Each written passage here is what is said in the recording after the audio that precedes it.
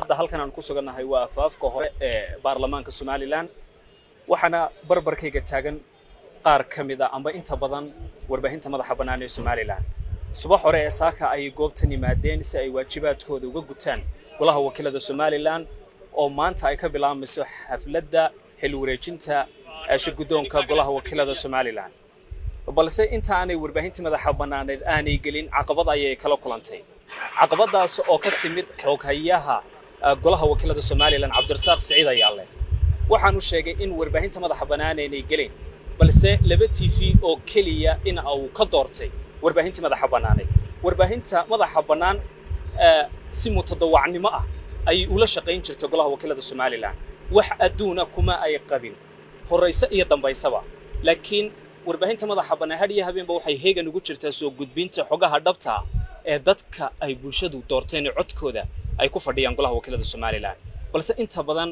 warbaahintu waxay kala kulantaa caqabad dhinaca gelitaanka dhinaca xog helida taana waxaan leenahay cid arrintan khusayso oo shirgudoonka golaha wakiilada Somaliland ugu horeeyo warbaahintu si mutadawacnimo ay guurtida iyo golaha wakiilada labadaba ugu shaqeeyaan wax adduun oo haba yaraatay ku qabaan ma jirto laakiin warbaahintu waxay u dhabaraadeeyaan sida dimuqraadiyadaba ay ugu dhabaraadeeyeen in ay xogaha dhabta ah ee goobtaasi amba ka dhacay inay bulshadooda u soo gudbiyaan oo aanay ka absaan laakiin inta badan caqabad ba ay kala kulmaan waliba xoghayo ugu horeeyo adduunsantii waxaan ku sugannahay afaafka hore ee golaha baarlamaanka Somaliland saaka halkan waxa ka dhacday arrin fool xun oo muuqaalka qaranka iyo sidoo kale warbaahinta aan qurux badnayn waxa dhacday in loo kala xigtaysto warbaahinta madaxa bannaaneed ee sida mutadawacnimada dhexdhexaadka cadaaladda 15 sano ee golahan fadhiyayba ugu shaqeynaysay waxa dhacday arrin markii ugu horeysay aan ahayn laakiin dhowr jeer soo noqnoqotay oo xogayaha golaha wakiilada warbaahinta madaxa bannaan kula kaco haddana kama camanayno tallaabo ku cusub oo qaaday xogayaha golaha wakiiladu laakiin weligiiba dhowr jeer wuxuu ku kici jiray tallaabooyin noocan ah oo aynu kala xigtaysto warbaahinta qaarkood waana shakhsiga intii goluhu jiray aan oran karno waa shakhsiga ugu horeeyay ee lagu tilmaamo qabiyaali ama warbaahinta qaarkood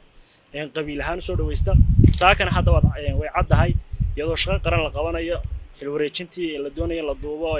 shirgudoonka cusub inuu warbaahinta qaarna magac iyo garasho ku soo dhaweysto warbaahintii qaarkood ugu saameynta badnaayeen warbaahinta hadda ka jirta Somaliland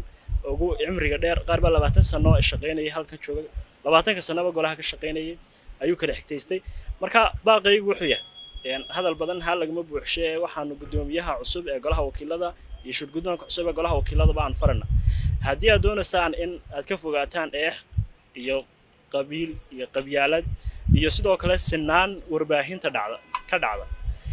waxaan codsanaynaa in xogayaha golaha wakiilada sida ugu dhaqsaha badan wax looga qabto maadaama doonayno isbedel aan qabiil iyo qabyaalad xigtays iyo kala jeclays aan ku dhisnay inaan ku shaqeyno in xogayaha wax laga qabto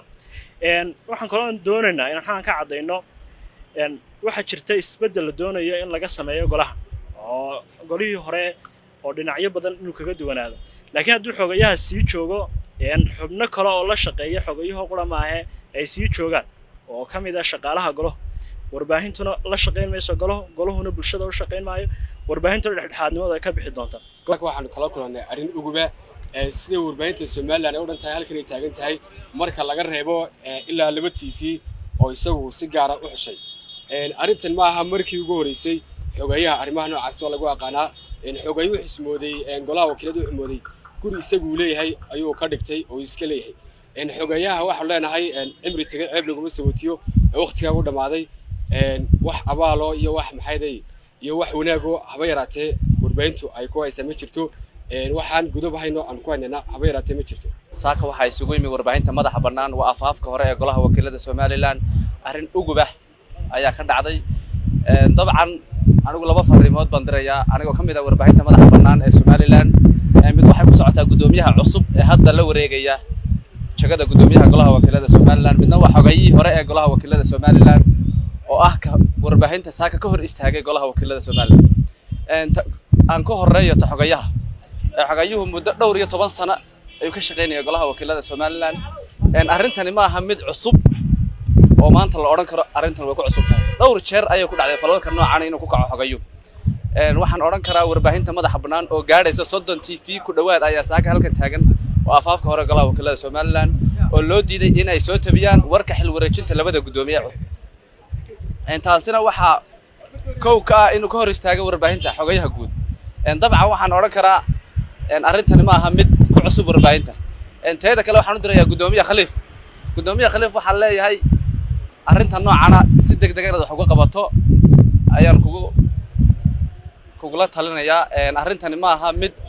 warbaahinta hadda ku cusub waa mid soo jireen ah waa mid dhowr jeer lagu la kacay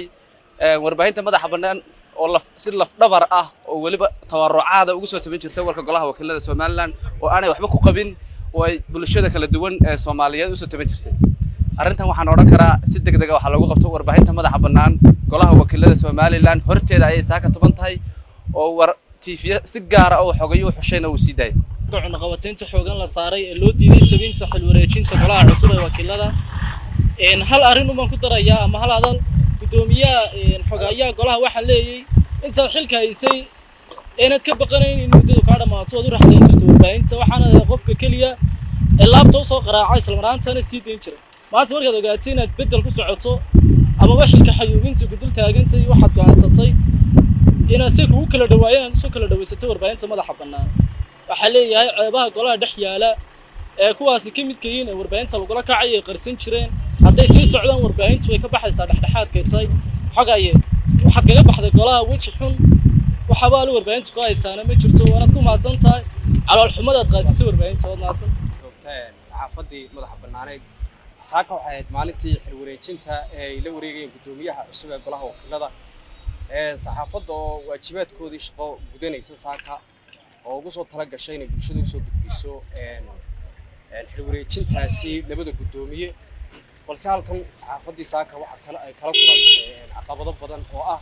in la iska hortaagay shaqadii ay bulshada ay u soo gudbinaysay oo gebi ahaanba loo diiday inay saxaafadda ay gudaha u gasho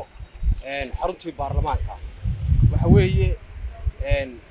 saxaafad kooban ama dhowr qof ay yiraahdaan ama dhowr TV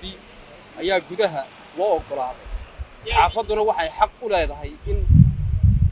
in ay bulshada u soo gudbiso oo loo sinaado shaqada halkaas arrintaasi waxaan ku eedaynaa inay ka dambeeyo xogayaha golaha oo saxaafaddii soo kala dhawaysanaya isla markaasina aad moodid inuu saxaafadda madaxa bannaan uu si gaar ah u isha ugu hayo waxaan ugu baaqaynaa cid kasta in arrintaasi